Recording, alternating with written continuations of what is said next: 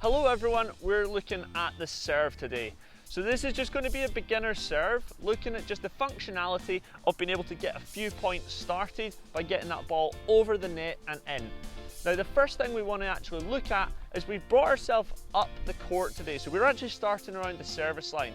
Now the reason for this is it just provides us a little bit more security, we're closer to that net, and it takes us away from the fact that if we're missing from the back of the court, we can get a little bit down on ourselves. So we get to practice our technique from here with the purpose that when it's going a little bit smoother, we can then progress back towards that baseline. So the first thing I'm now going to take you on to is just what we want to do with the feet when we're up at that court, whether we're at the starting at the service line or when we proceed back to that baseline a little bit later on.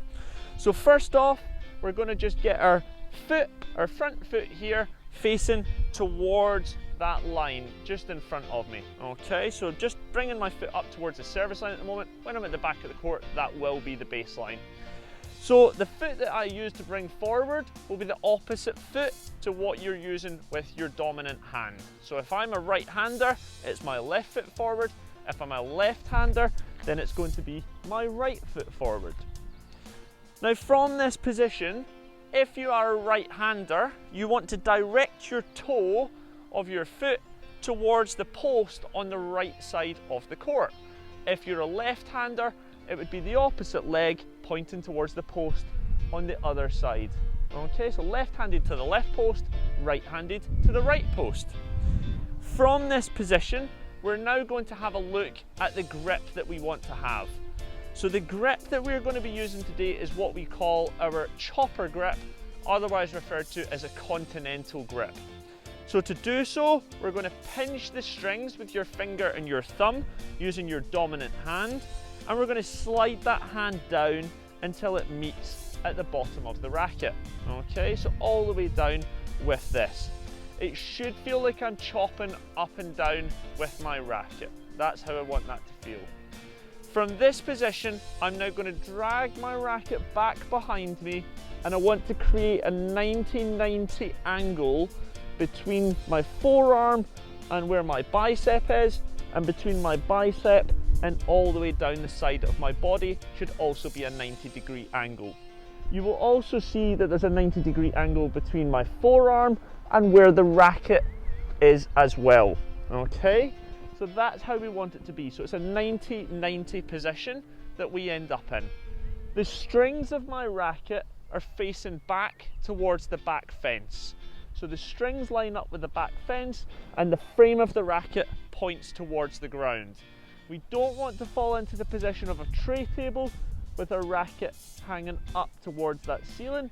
We want to make sure that the racket frame points downwards through this. Now just quite simply from this position, I'm going to start off throwing that ball just in front of me, and I want to push up and make a nice contact just in front of my head. Okay, so my racket is high above me and I make a contact as high as I possibly can, just pushing against the back of that ball with my strings flat on contact. So from that 90-90 position, ball goes up, pushing forwards, and we're trying to always go diagonally with that ball. So from that position, when we make contact against the ball, we then want to actually turn our racket outwards, away from our body. Our thumb should start to point down towards the ground, and the back of my hand actually faces towards me.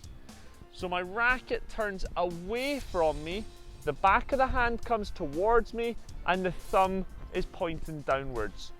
From this position now, we then bring the racket as close as we can to our pocket on the opposite side of our body.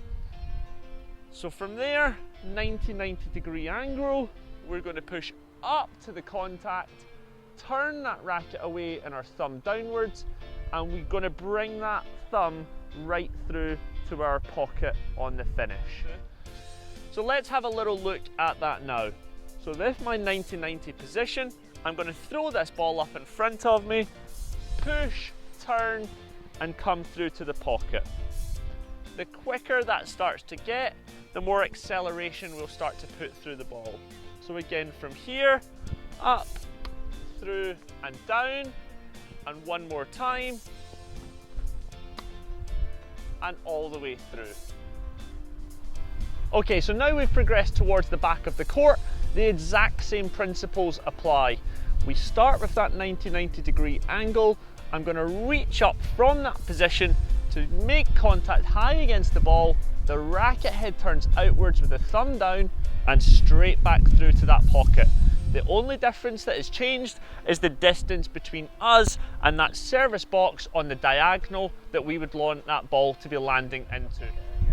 Let's have a look at it now.